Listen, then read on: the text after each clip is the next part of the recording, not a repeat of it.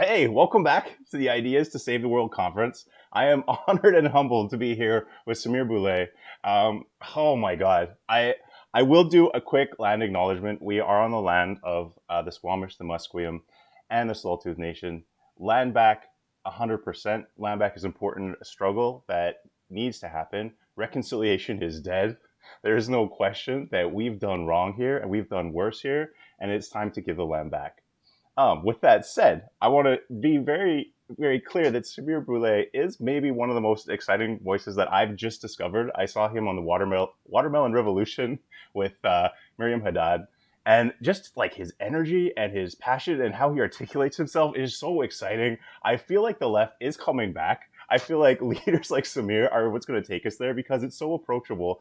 Really, like when we're talking about things like land back and we're talking about things like defund billionaires, defund the police. It comes from a place of love, and we want everyone to be happy. And when you have such a level of privilege that it almost dehumanizes you, that's really hurtful for you as an individual too. So we want Jeff Bezos to live his happiest, fullest life. We want people who are currently employed as cops to live your happiest and fullest life. We've got nothing but love for everybody. But I'm going to leave it to Samir to really get into the details. We'll disappear here, and then we'll have some time for a Q&A at the end. Samir, thank you so much for your time, sir. No, well, thank you so much for having me, Matt, and everyone here. The conference has been amazing so far. I was happy to watch it a little bit yesterday. So if you guys want, you were way too nice in describing me. Just basically, my name's Semir Bulle. I'm a third-year medical student. I was the co-president of the Black Medical Student Association. I am the co-founder of Doctors for Defunding the Police. But basically, I'm just a community member who lives and grew up in Toronto on the west side of the city and has a lot of problems with what's been going on. Has been living and growing up with the police for a long time. So I have a lot of issues to talk about. So yeah, thank you for having me. Awesome. Yeah. So I think you're where you have your expertise and where you might be able to help educate the most people is on the topic of defunding the police. Is that something you're comfortable to speak for just a little bit about why it's so important and practical things we can do to make this happen? 100%. I think a perfect way of starting this is let me give you a little bit of background of myself, how I got into this, and like where it goes from there. So I grew up in a community of the northwest city of Toronto, in northwest corner of Toronto, that's mainly made up of immigrants and people of a low income background. So I grew up in a community that was really forced to interact with the police a lot. So I noticed early on how police would use violence or the threat of violence to intimidate the kids in my community. So my friends, my cousin, my brother have all been directly abused by the police coming into the communities with carte blanche abilities to do anything they want and commit violence against us. So the problem here that we've been growing up with is qualified immunity. The fact that these police officers do not come from our communities, but yet they carry themselves like a foreign occupying force. For example, when I was 16 and began driving, I would keep getting pulled over, and the officer would give me a variation of the same excuse to be, I'm just checking on you, or who and what you were doing. By the end of my first year driving, I was carted over a dozen times when I never committed a single offense. Even when I was pulling one way down the street and the cop would be pulling the other, they would look at you, pull a U-turn, and come pull you over, because that's the type of community you grew up in. So the problem here is, unless you're from these low-income, racialized communities, you're often left in the dark about what truly happens with policing in these neighborhoods. Police officers are taught that they're the thin blue line between civil society and total anarchy. But in reality, they just look at us as criminals and thugs who are guilty until proven innocent. And this is how we have cases like DeAndre Campbell, where he called 911 on himself during a mental health crisis and ended up being shot by the police. Where till this day, the offending officer that shot him is refusing to give a statement or even being investigated. This is the same story we hear over and over again with the SIU, where we have an independent review board that is filled with former police officers, which is why the same thing has happened or is happening over and over again with Caleb Tabila Njoko, Sammy Ateem, who was shot 9 times on a bus, Aisha Hudson, who was a 16-year-old who was killed for stealing alcohol, Ijaz Chaudhry, whose family asked for them to de-escalate a mental health crisis, and so on and so forth.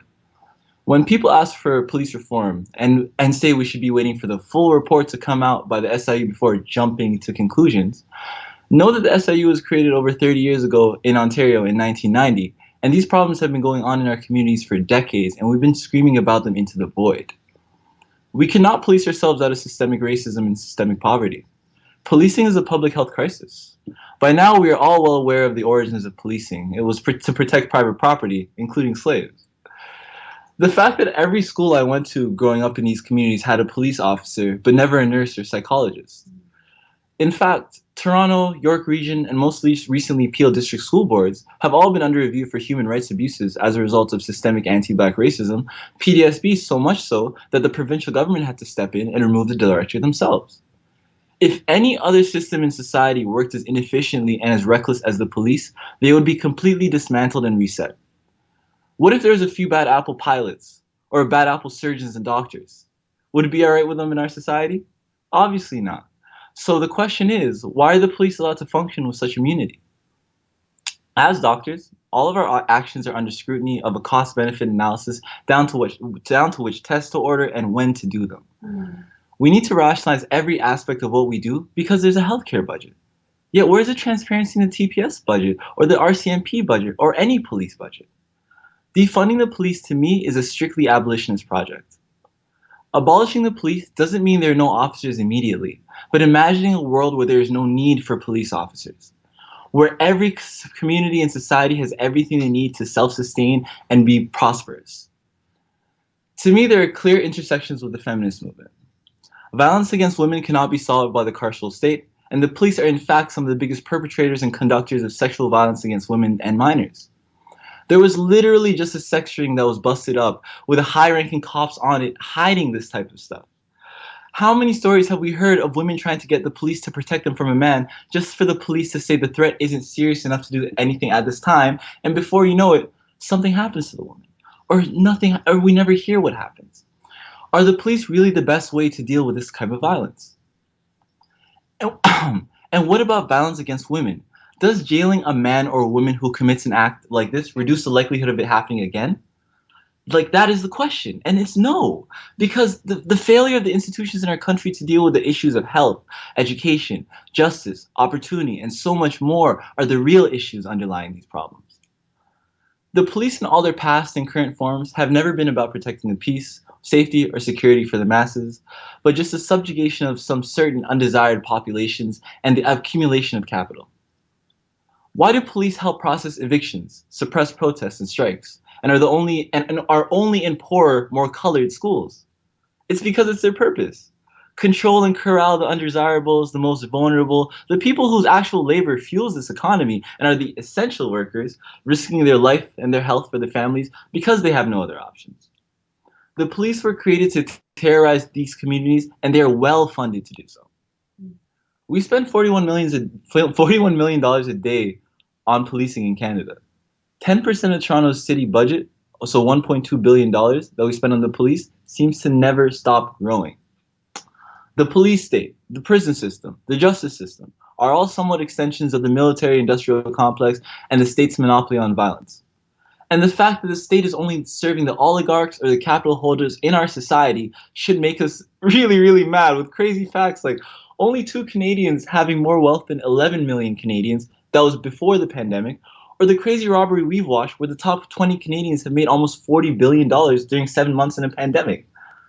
So the people with all the wealth and capital are just using the police as an extension of their power.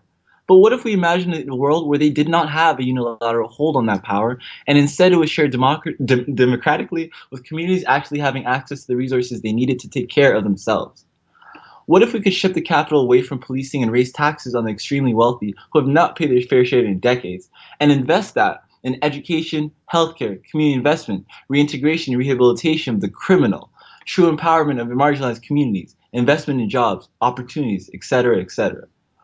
Imagine the intellectual world we could have where people might be free to be the best they could possibly be. We create and utilize a bigger tax base to invest in the true future of this country by investing in people right now, because we are wasting so much of their potential by creating systems that exclude and destroy purposefully so many of us. So I believe that we need to focus on 3 main actionable takeaways that I hope you can get from my talk. The first and foremost is full transparency of all police and RCMP budgets with full disclosure on how, and more importantly, why police budget allocations have been prioritized over mental health, housing, education, recreational, and healthcare resources activities. Second, An immediate change to use of force laws to forbid lethal force, bodily harm, and disarming of police forces in interactions with civilians. And third, defunding the police with budget reallocations towards the creation of new community emergency services to support the mental health needs of the Black, Indigenous, racialized, disabled, poor, and other community members made vulnerable by structural violence. And the creation of a non-police response teams trained in de-escalation, crisis support, who root their work in transformative trauma and community-informed practices. To me, it is clear the police, despite increasing yearly budgets, have not made significant impacts in the reduction of crime. After multiple decades of failed attempts at police reform, tangible solutions need to center the voices of the people in the communities because the safest communities are the ones that are the most resourced. Thank you. Amazing. So there's a lot of questions that come up from that. Yes. I think you've addressed them in your final points there. But let's say that I'm a grandma, and what you're saying is scaring me because I need to know I can call 911.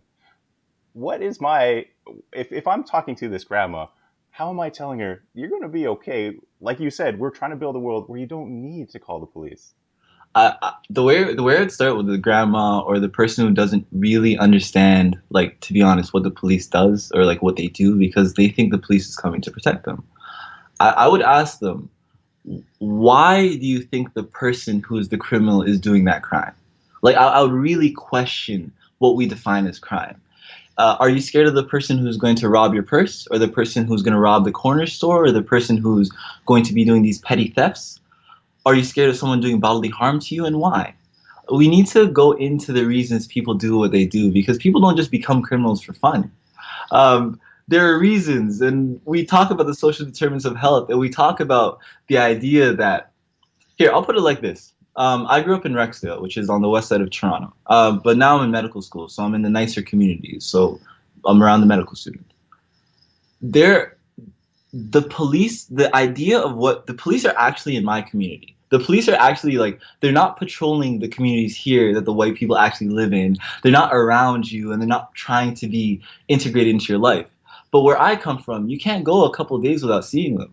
They're on every corner. They make sure you feel them. Like, there's a difference in actually what policing does. And the fact that we pay $100,000 per officer on average, and we don't know what they're doing. Like, if you break down what they're doing by a cost-benefit analysis, do you think we can make your community safer with that $100,000 going somewhere else? And these are the questions we're trying to ask because when we really break down police budgets and salaries and everything, Toronto specifically is wild, but everywhere else is extremely wild as well. The $1.2 billion budget we have here, 90% of it goes to salaries. Like, the police budget increases every 4% every year, and it just goes to more and more salaries for the top people. It's like, what is it, 65% of all police officers are on the sunshine list? Like, this is not, they're not doing the policing that they told you they were doing. And we can do that type of policing to keep communities safe. There should be special units for crime, violent crime, for petty theft when it's happening. Like, right now, police have the burglary rate, like clearance rate is like single digits, 8%, between 8 and 14%. So even if you have a crime happen, they don't really solve it. So let's get around that and let's actually solve these issues and make sure there is less crime. Do we have any idea how much money is lost from stolen Snickers? Because I think in BC, we have, I think our money laundering coming out of BC is approximately $2 billion of lost money. And the RCMP doesn't have a single member looking into this. It's caused a huge, like, just Google David Eby, BC RCMP, money laundering. Like, is there anything that you would say about why we don't pay attention to billions of dollars stolen white collar style when people in the community are just trying to, like, be fed? Like, come on, guys. Like, everyone, we just saw in the pandemic in the last 6 or 7 months, the top 20 Canadians made $40 billion. Like, they were pointing at CERB and telling us to, like, hey, make sure you're not falsifying your CERB and make sure your neighbor who's faking it, make sure they're not doing it properly. Like, while they were doing, we've had the Panama Papers come out, the Paradise Papers come out. They're hiding billions of dollars offshore and nothing's happening.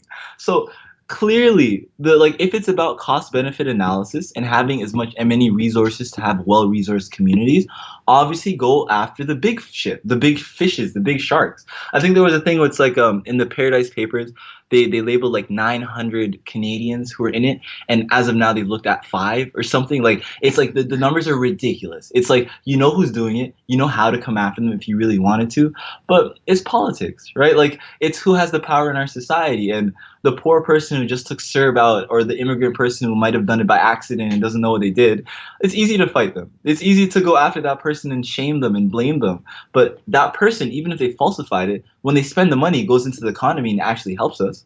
When the billionaire does their whole, they offshore their money, who's that helping? Like they offshore it, then they ask for more loans and more bailouts. Like that's all that happens. So we need to get around that and start changing the narrative because, in my opinion, I think the biggest failure is Canadian media. I think Canadian media has purposefully made us stupid. Like we don't understand what's happening around us. We have no idea about foreign policy. Like zero. Like it's actually wild how simplistic we think the good guys and bad guys are, and how we think we're just peacekeepers and all this, and like we're just great.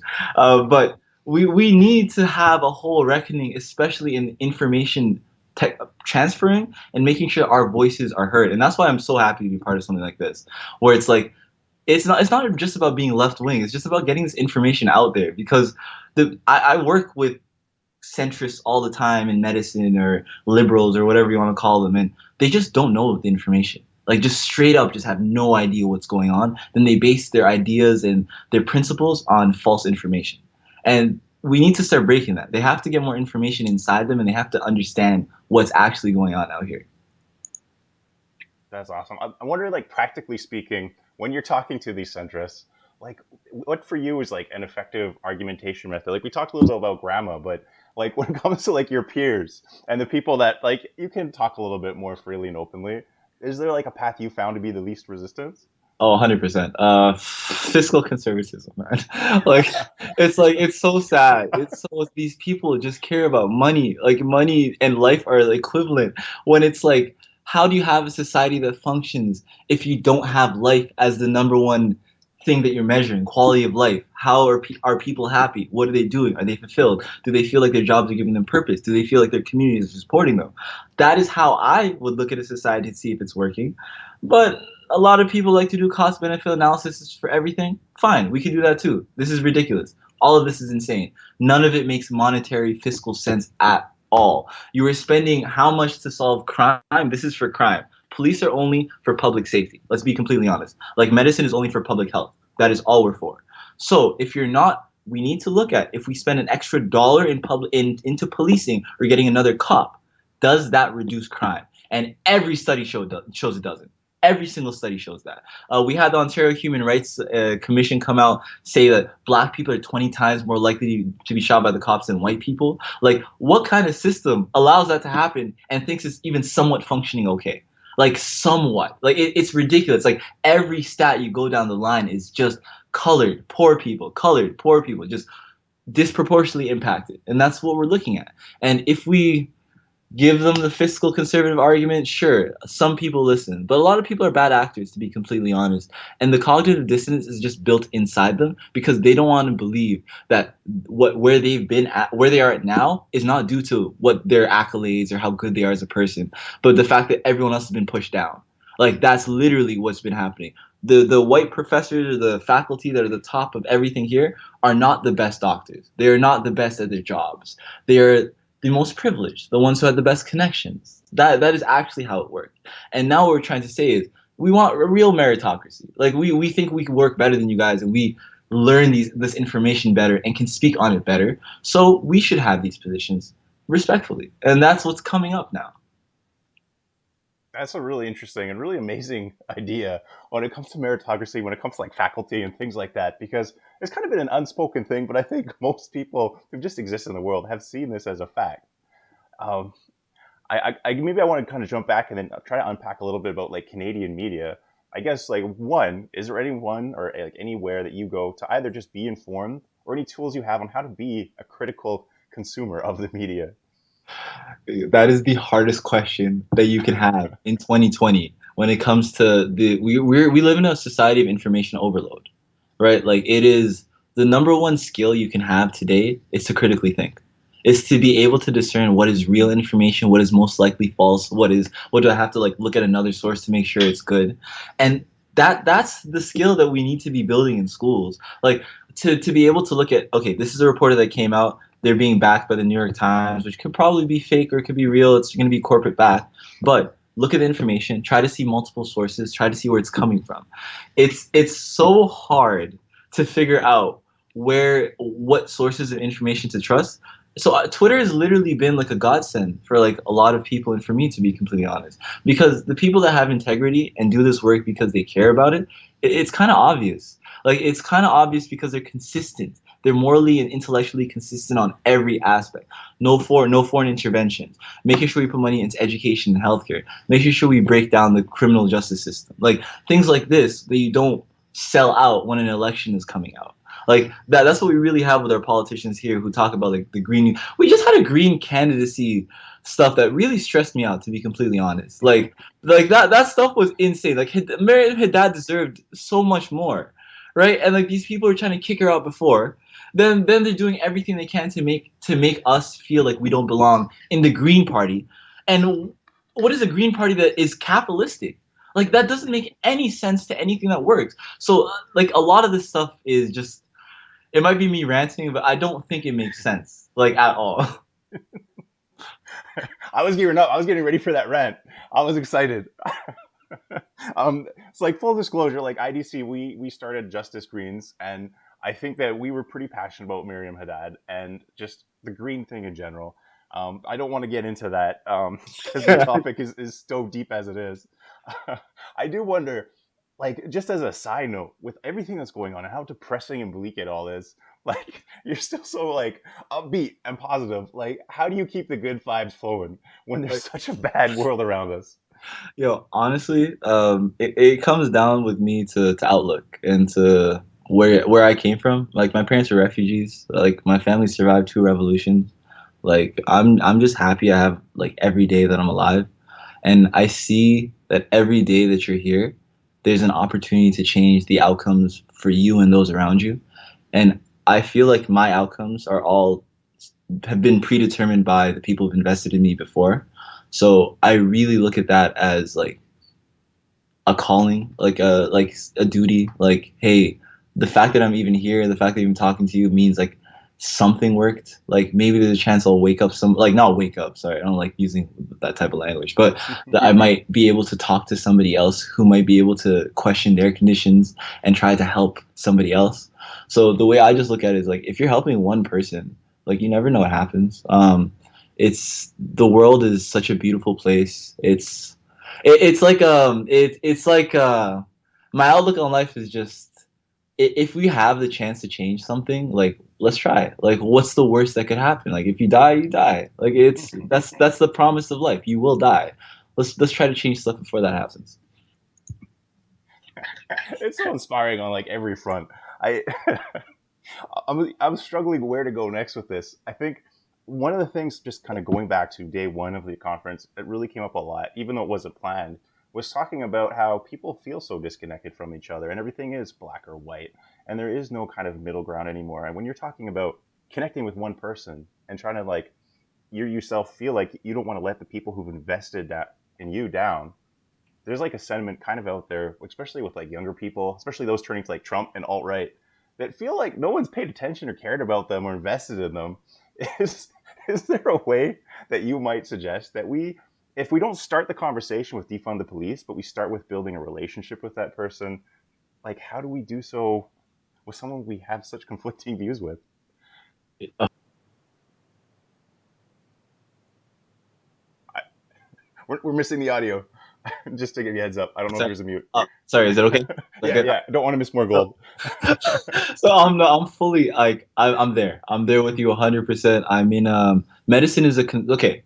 Medicine is a conservative field. Like that's something that you wouldn't expect, right? Did you know the biggest non-party spender in the last election cycle that got Doug Ford elected in Ontario was the Ontario Medical Association? Like they spent the most money to get the Liberals out to get Doug Ford in. Like it's kind of wild to think that the institutions you're going to are so broken from what they're actually supposed to do. So going into medical school, I'm just going to be around a lot of conservative minded people. Obviously, people who think about money is the first, even though they're going to get into medical, you have to talk about how you care about society, you care about how everything goes on in public health and all that. But we come into the real world and you see what it actually is. Trying to convince these people, especially now with all the work that I've been trying to do with my community, because I really try to advocate for the Black community when it comes to what's happening in Toronto. Um, you have to, the way to work with these people, and it's worked for me honestly, is you just have to go through them. You have to show like everything that you're doing, everything that you're about, everything that you bring out into the world, it is better than them. Like no offense, it's more positive. It brings more people in. The goal of it is not profit. The goal of it is community. Like when we start bringing different like ideologies into how we function and into medicine, it really messes up with how the hierarchy is currently working. Because right now, what you're rewarded for is out like time in, accolades, academic papers, making sure you squash the next person and getting ahead of them. Like it's nothing to do with public medicine and the health of communities. So what we're seeing is you have to redefine it because the outward look of what these systems are supposed to do and what these people are supposed to be about and what anyone will say they're about. They'll say they care about people. They say they care about their neighbors. They'll say they care about how society functions. But we need to start testing them physically. Like, look at what I'm doing. Look at all the stuff that we're doing. Look at all the stuff that's going on around you. And where are you? Why do you not believe in this stuff? And we really have to make people pick a side. Like, to be completely honest, that's where I'm at. I'm not at the place where I'm placating with a lot of these people anymore because the information is so overwhelming. And now we're just gonna have ideologues on different sides. Just some people will not want to give up their power, and they like the system as is, and they like that they can make a lot of money being in these positions. But a lot of other people don't like being in a system that perpetuates violence against certain populations. So if we can find those people and try to like figure out where we are, there is a space for us, I think. Hmm, that's awesome. Yeah, I think one of the things is that people really seem to be done with talk. And I like that idea that what are you doing? This is specific concrete action that's being taken. What are you doing? I love Mhm. that. So just kind of build on that a little bit. Like when you're looking out, like what should we be doing? What action should we be taking? Like, are there specific institutions, like in Canada, internationally, that you're looking at and you're like, okay, this is best practice. This is what I'm doing next. I think the first one is the media. I absolutely think the first one is information. Like however we decide to get information out as a collective, progressive, left wing, whatever we want to call ourselves, people who care about other people first. Like whatever we want to do, we have to be able to get out the information like our way. Like we cannot let there be like a drive-by shooting and the first thing that happens is they post the mugshot of the person who got shot. Like that can't happen. Like that is how you change a narrative so easily that every black person that gets killed is a criminal. And they keep doing it. And CP24 gets caught all the time and they keep doing it. CBC gets caught all the time. They keep doing it. Like it's so obvious who is doing this type of stuff. And we need to have our own alternative ways to get around them. If it's online, sometimes it works like shaming them has started to work, where it's like people just overwhelmingly going on those topics and trying to make them change it. Like that's been somewhat working, but in my opinion, I really do think people like Kyla Gray or like people who are like really like getting into the media, like Desmond Cole getting out here. Like we need to break down even like mainstream media because the population is watching that, and we need to somehow get involved in that and take over at least our portion of it because we like democracy dies in darkness. You need to have information out there for people to understand because currently we do not live in a democracy. And like that is how we have to speak about this. So people understand that if we want a democracy, it comes with having a proper functioning media as a check on balance. So like that is something we clearly don't have and we need to fix. Because once we have that, then we can shine light on what's going on in medicine, which is a complete travesty. On in police force, complete travesty. Like these are stuff that we can talk about if we could find media sources that are with us perpetually. Is there anyone who plays media well right now? Like one of the, like I'm always impressed. Like I'm a huge fan of Sandy Nora podcast, and Sandy Hudson is absolutely a rock star. I Absolutely. think she's a genius. Like Both, other than both of them are absolute geniuses. yeah, like who specifically is doing it well right now? Like if we're looking, like let's say I'm like some dude and I'm like, okay, let's get this done. Who am I looking to? Like I'm copying their press releases, I'm copying their media style. Like who are we stealing from? Who's got the best stuff? That is a great question. That is a great question. I'd say a lot of the stuff that's happening in the States is something we should try to emulate with the independent media that has been coming out of there that is left wing focused, left based. A lot of them are independent. Sandy Nora is obviously like the template we should go for in podcasting. But like Kyle Kalinske and them, they have their own thing that they do. They had I thought Michael Brooks was a genius before he passed. I thought like that type of intellectual global movement was where we should be going as Canadians. Because if we can start showing that borders are arbitrary and our problems are global, like that is how we actually solve these issues. And I think whatever talk shows or whatever media sources we create have to be global in their focus. Yes, Canadian focus, but they have to look at the world because our global supply chains are the future and we have to get in on them. We have to understand them because the problems that happen here or the problems that happen in Bolivia are our problems. Like those are directly our problems and we have to deal with them. Mhm. Yeah, yeah. That's, oh, dude, I feel like an hour isn't enough, but we'll try to go through with just an hour. We have a question here. Means TV. Does that mean the morning news? Um, so Means TV, from my understanding, it's a new independent media, very similar to like Netflix, but it's all kind of like leftist stuff. It's more independent. It's really good from the stuff I've seen. Sean yesterday from Seriously Wrong, he has a show that's going to be coming on there soon, so highly recommend you keep an eye out for that. And just check it out in general. It's pretty cool. Um, yeah. Um, is there any specific institutions that are active organizing right now that you would recommend as maybe people start as like if I want to get involved with what you're saying, what is Okay. my next step? If you want to get involved ever at any level, start local. 100%. It does not matter where you're from. Like I'm talking about a global movement and how we have to coalesce globally, but nothing matters if in your community, in your neighborhood, in your local school board, your workforce, your a profession, whatever you are, wherever you are, you have to organize wherever you spend the most of your time.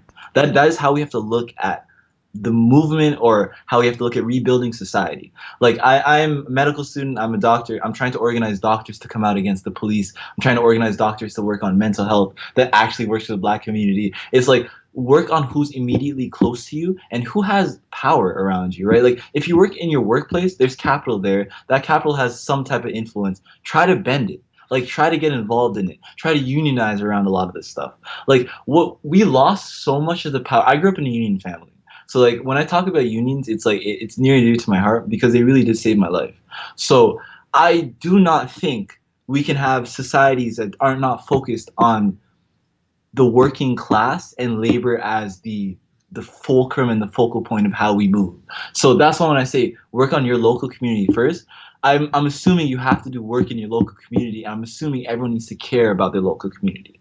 We have to make sure that's where the first block starts. If there's a homeless person in your community, if there's a school that's a little bit bad and some of the black kids are not doing well there, you need to advocate with any type of privilege you have to try to make it better because once you bring those people up, now they're working with you. And now you have a bigger collective and more voices on different pages. And that is more powerful moving. What you need to do is build allies. And what we're trying to do is build infrastructure. And that is all you do. Work with those around you and you will build infrastructure faster than you know. Amazing. It, one thing that comes up is like when you're, I think I completely agree. We need to organize locally. I do wonder, there are some people who are like, I am in a privileged community. Like my organizing locally is now I'm starting like a food co-op.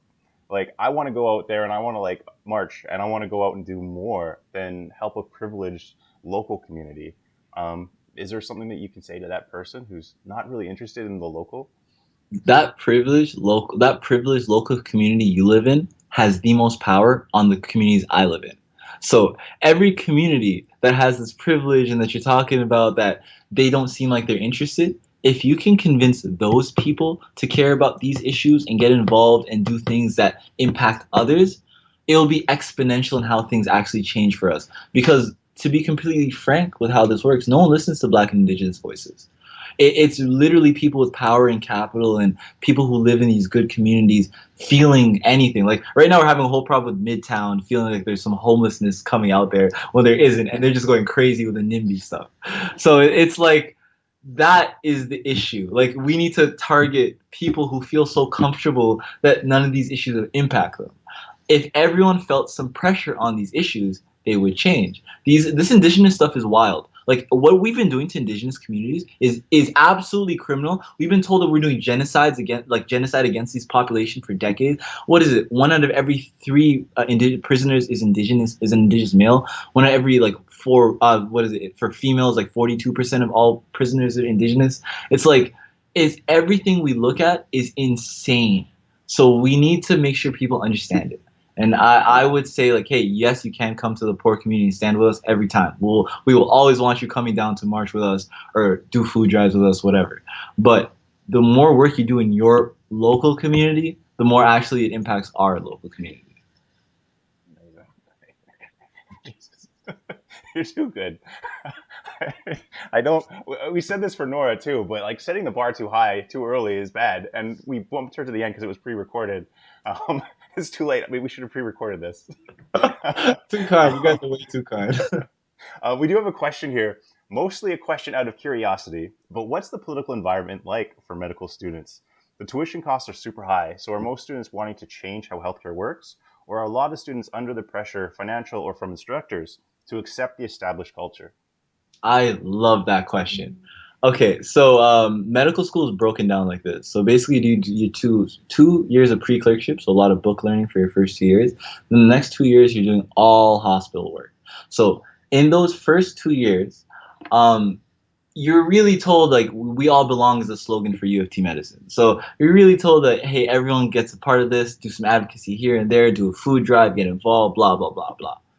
But once you get into clerkship and then residency, which is like the big thing right after, all of that goes out the window. Wellness goes out the window. The idea of people belonging goes out the window, and it goes to cold hard efficiency and working people to the core and to the bone. On average, we can work 26 hours, 1 in 4. So every 3 days, we're doing 24-hour shifts. Like what they're using medical students for is cheap labor and cheap capital. To be completely honest with you, this medical system runs on cheap labor. It's like the doctors want to bring in foreign doctors to do their work. They want to bring medical students to do the rest of the work. They don't, the people in charge don't want to do anything. So they're going to fake all of this wellness and all this about belonging and advocating for things. But in reality, they profit off the system. They propagate the system as much as they can.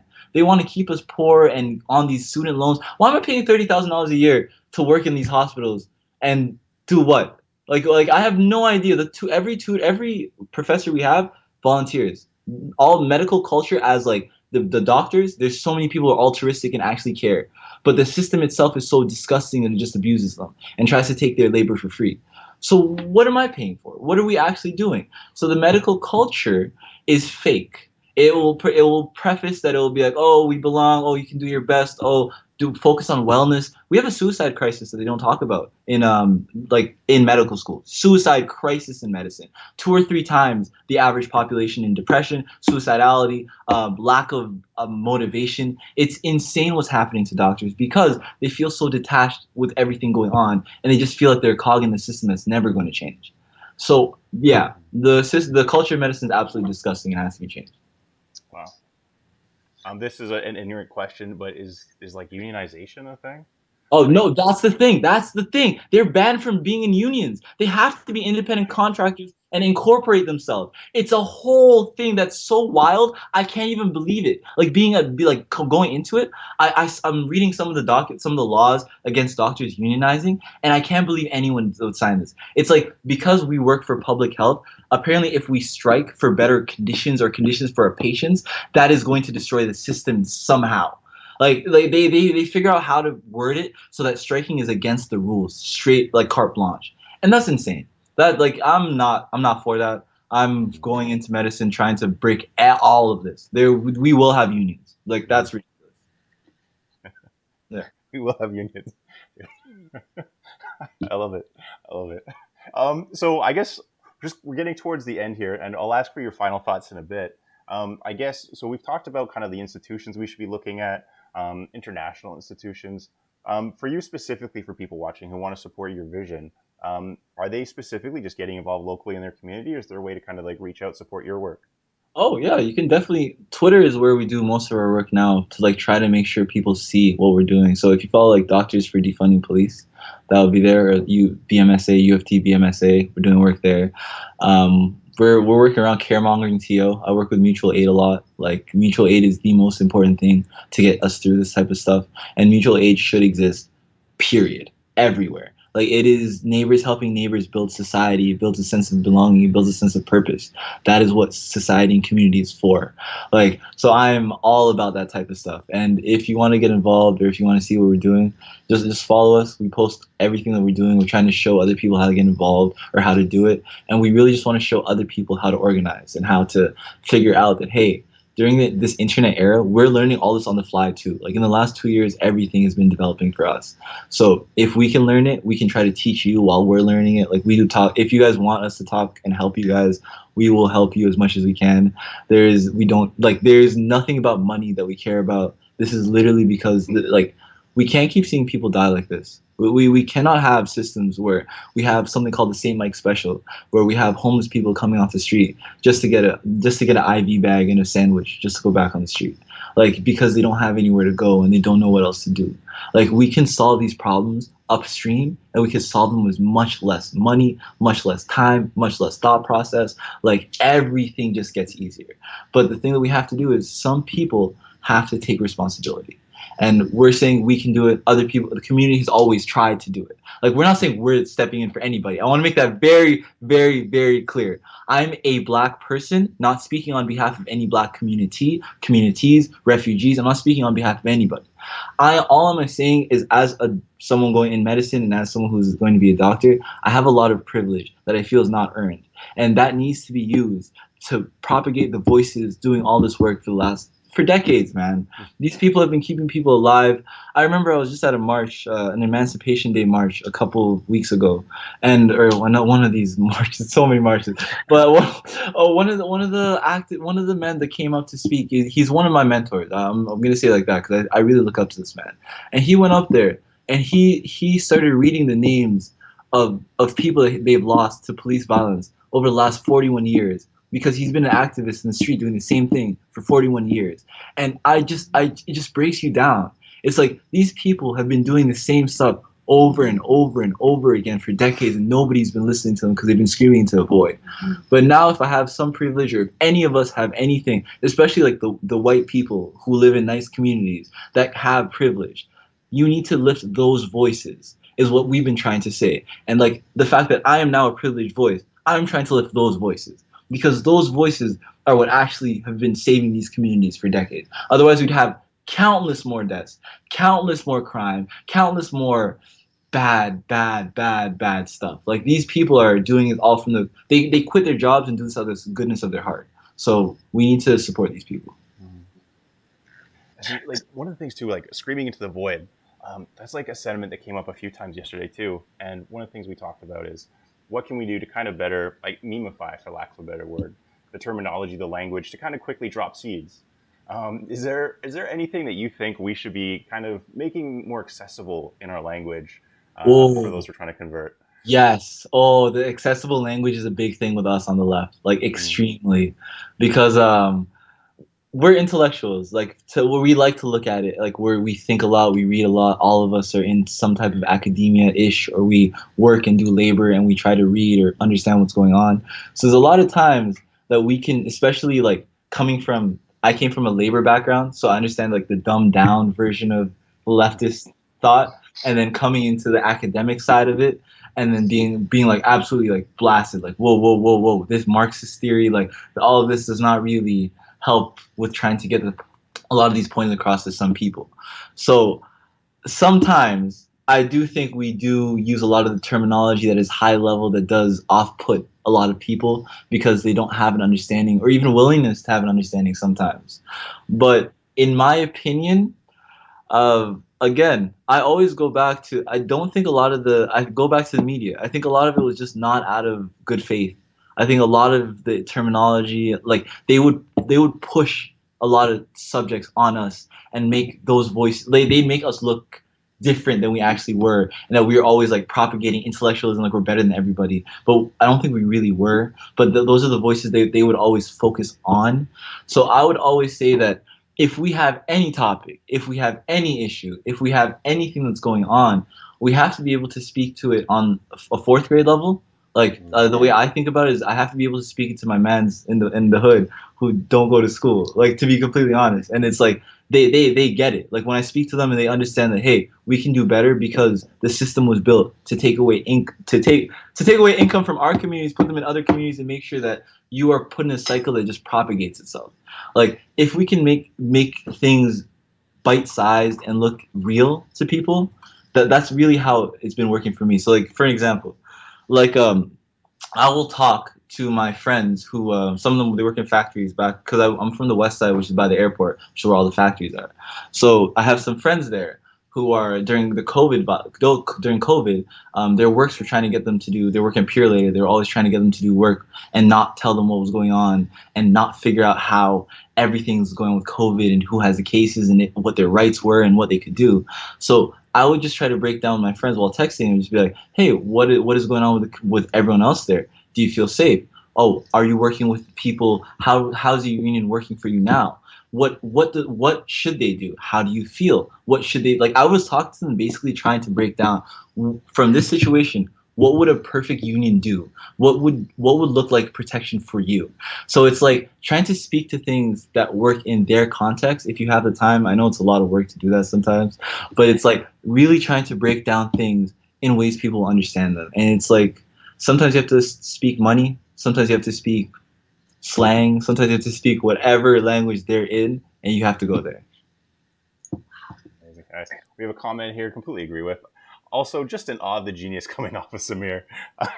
It's one thing on the left is capital is like you need money to live in a capitalist system, and you seem upbeat and fantastic. So I'm sure you've got no worries. But a lot on the left are dispirited because of the fact it is so expensive just to live and survive. And in the States, you see a movement growing, and it's possible because there's capital there to support that. Um, I just want to highlight like absolutely genius stuff. If this was the States, you'd be on speaking tours. We hope you feel the love because we can't give any money, but thank you so much for what you're doing. Hey, I put it like this. I went into medicine like with my eyes open. Like I came here because I knew I'm guaranteed a six-figure job once this is over. So I'm gonna get a six-figure job in my 30s, yes. So I don't get paid until I'm 30, and I take a lot of debt. But I know there's a light at the end of the tunnel. I know a lot of people don't have that. So I know the privilege that I'm working with, and I want to make sure that other people have the security and safety that I feel. Everyone should have the security and safety. There's no reason people shouldn't be able to go to school and try to become the best intellectual person they can be in a society that would gain from it. Like it's so simple. Like if you become smart and you serve your community, everyone does better. We have a more robust tax base. We have a more robust community. We have a more robust intellectual community and cycle. Like, it's so beautiful. So why would we try to stop any of that? So that's where I'm at. Please, if I win, I don't want any of the money. Please give it to somebody else. Like I'm very privileged to where I've come from, to where I'm at. We have 2 minutes left for you. How would you like to wrap up? Final thoughts. Oh, great. Final thoughts. I would say I hope um we understand that our jobs now are to infiltrate, dismantle, organize, mobilize every institution that we see in society.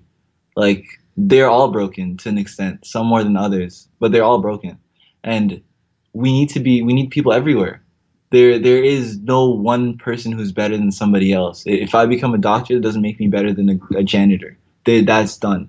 No more, like we are talking about horizontal leadership. Like everyone, it's based on how much you bring to society and how much you care for the person beside you. So if we can keep doing this type of stuff, and we can really remove some of these cancers, to be completely honest, who currently reside in a lot of these positions, we would see a society that we can't imagine. Like we really can't imagine what could happen if we had these people working to their maximum capacity. Because I want to say one more thing, because I grew up, like I say this lightly, but I did grow up in the west side of Toronto where the schools are like I went to TDSB. My school board had 42% all black students suspended at least once by the time they graduate. Like it's absolute hell for black students out there. And I remember growing up in these communities where I would compete in elementary school with some of these black kids, and they would beat me in their grades. They're always smarter. They were better than me. They could do stuff better than me here and there. But you see how they get weaned out as time goes on. And because I had a mom and aunt at home who could help me, I was a little more protected than everybody else. So if we just gave these kids the chance to grow and develop like I did, or like so many other kids could possibly do, no telling what we could have in society. It would be you would have so many world leaders you couldn't believe. And that's the society I hope to live in one day. That is such inspiring stuff. Uh, Samir, thank you so much for your time. It has truly been an honor and a privilege. Very look forward to seeing everything that you do in the future. And yeah, I don't have words. It's an honor being with you guys. I thank you so much for the invite. Please keep doing the work that you do. This is how we change Canada, at least. And let's move from there. All right. Take care, everybody. Take care, sir.